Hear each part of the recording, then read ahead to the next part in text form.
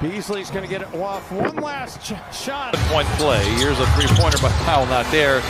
Rebound goes to Beasley. That'll do it. Those were two clips of NBA games where Malik Beasley potentially influenced the betting outcome. Now, in the first clip, which looked to be from about 6 years ago, just think about that for a second.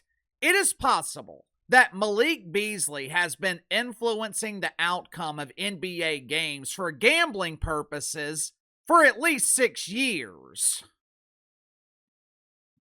In the first clip, the Wolves were 8.5-point underdogs. With 5 seconds to go in the game, and a game that was essentially over, Malik Beasley sped down the court like the feds were chasing him with an indictment, and he intentionally scores so the Wolves cover the number. The second clip, which includes an alleged text exchange between the people involved in this gambling scheme, Malik Beasley, he grabs a late rebound to push his prop bet over the number. Now, to his credit, Malik Beasley seemed to be betting on himself and his team to do well, at least in these two examples. But the reason I share that alleged text exchange with you, it includes a man named Ernesto Plascentia, or as Jimmy Butler prefers to call him, my best friend Ernie. Ernie was indicted yesterday along with Malik Beasley for allegedly fixing NBA games. Ernie allegedly served as the middleman between bettors and NBA players. It just so happens that Ernie is allegedly best friends with Jimmy Butler. What a coincidence. Does that mean Jimmy Butler is involved in this gambling scandal? Does that mean Jimmy Butler is betting on and fixing NBA games? Absolutely not. But I don't think it's a stretch to be suspicious. Last November, Jimmy Butler was confronted by an angry fan who accused Jimmy Butler of working for Vegas. The doofus degenerate, he had lost a bet and he was blaming Jimmy Butler for it. Now, just to be clear, Jimmy Butler has not been indicted, and as of right now, he's not even being investigated. But it's one hell of a coincidence that his supposed best friend Ernie was allegedly involved in fixing NBA games. You know, when I was growing up, my dad used to tell me all the time, "You are who your friends are, son." When I was young, I didn't believe him. At the time, most of my friends were living wrong. I believe the legal system refers to them as criminals, but I thought I was different. I was in college, came from a good family, my parents had resources, but looking back at it now, and I've said this many times as I have gotten older, my dad was right.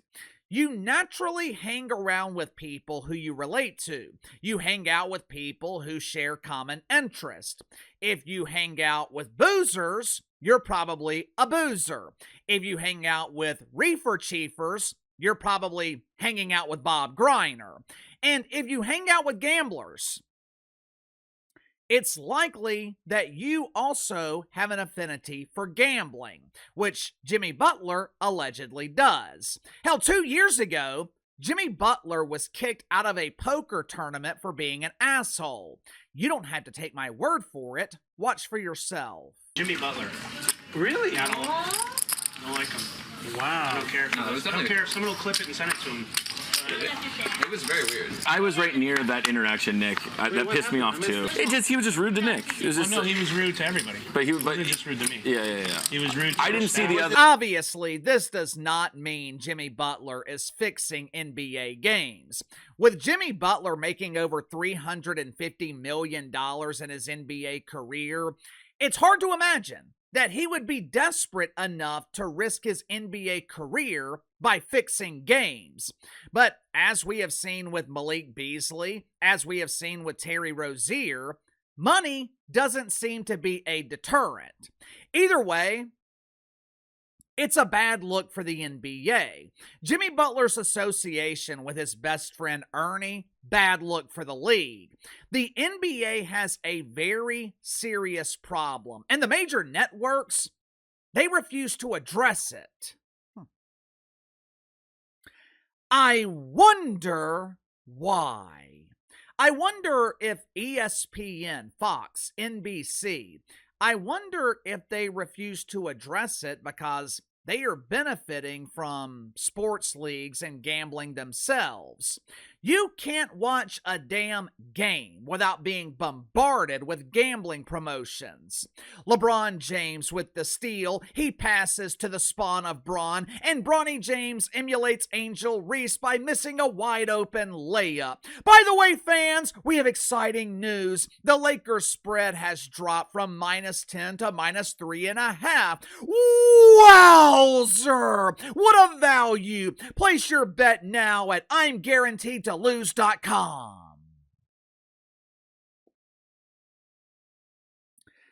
NBA has a serious problem, and it's a problem they created. There is a reason that I refer to gambling as a disease. Show me something gambling has infected, and I will show you corruption. Like Jimmy and Ernie, gambling and corruption, they are besties. I love you, you love me, let's take everyone's money. You ever wonder why you rarely hear about casinos going bankrupt? You ever wonder why you hardly ever hear about a sports book going bankrupt? They never lose. Every casino I've ever been to, it looks like a damn palace. And it's a palace that was built off the money that was meant to pay a mortgage. Years ago, one of my good friends was running an online sports book. For 3 years, I helped him run it. By the way, there's that word again, friend. I remember one year, we had 300 players on the book. 298 of those players lost. The 2 players that won, they beat us for a combined $2,000. Some players, they had their gambling under control. They played responsibly. We had guys that would bet $10 parlays. They might lose $100 in a week. But we had a lot of players, and I mean a lot of players who had serious problems. During football season, they could lose 5 figures in a weekend. College basketball was the best because there were dozens of games every night of the week. We were constantly having to find new players because it didn't take long for players to lose all their money. We would get messages from their wives. Please, please cut my husband off. He can't stop. We can't pay the mortgage. They're repossessing our cars. He's about to be fired from his job.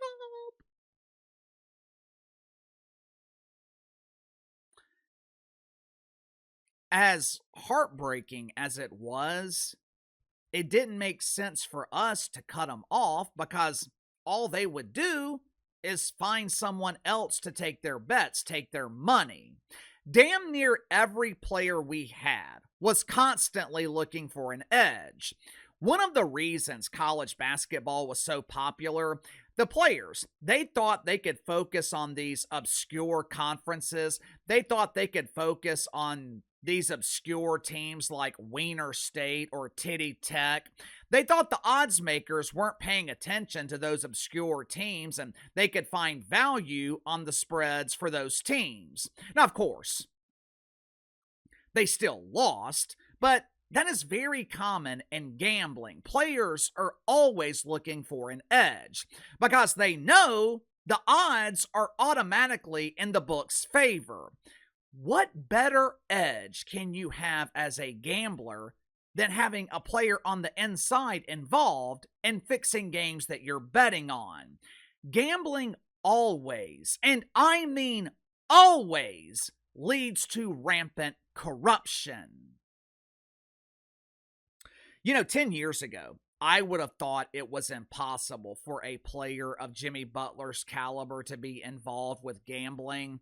When I heard the rumors this morning about it, there was nothing shocking to me about it. Like I told you guys yesterday on the second channel, greed is ruining sports. Outside of making a few extra dollars, there was absolutely no reason for the NBA to embrace gambling. Uncle KC, the NBA embraced gambling so they could regulate it. Yeah. Yeah, how's that working out? How exactly do you regulate gambling? You set rules? You forbid players from gambling? Those rules are already in place and they're impossible to enforce. Adam Silver can't monitor all 450 NBA players 24 hours a day. In the last 12 months alone, 3 NBA players have been accused of fixing games. And those are just the players that we know about. Obviously, the penalty for gambling is a lifelong ban, but you think the NBA really cares if Jonte Porter is banned? You think they care if Terry Rozier or Malik Beasley are banned? What happens, though, if one of your star players are involved? What happens if someone who is a massive mainstream draw is associated with gambling? Would we even know about it? Would the NBA bury the story? For nearly 20 years, the NBA has been trying to discredit Tim Donaghy. For those that don't remember, Tim Donaghy was the NBA official who was busted fixing games. Me personally, I believe he was the fall guy in a massive gambling scandal that was covered up. But for 20 years, Tim Donaghy has been written off. He's been discredited, but I think he is right. I think gambling is rampant throughout the NBA. Question is, does anyone care? By the time we get to the regular season, hell, by the time Summer League starts next month, Malik Beasley will be forgotten. Once the regular season starts in mid to late October, fans will complain about games being fixed. They'll accuse players of fixing prop bets. And those fans, they will be discredited as angry, degenerate gamblers, which they are. But how can the NBA be mad at fans for doing exactly what you're telling them to do? You created this problem. You encourage people to bet on your league. You sacrifice the integrity of the league. Also, you can make a few extra dollars. And I guess it was worth it because the NBA never seems to have to deal with the consequences. Sound off in the comments below. I'll see you guys tomorrow.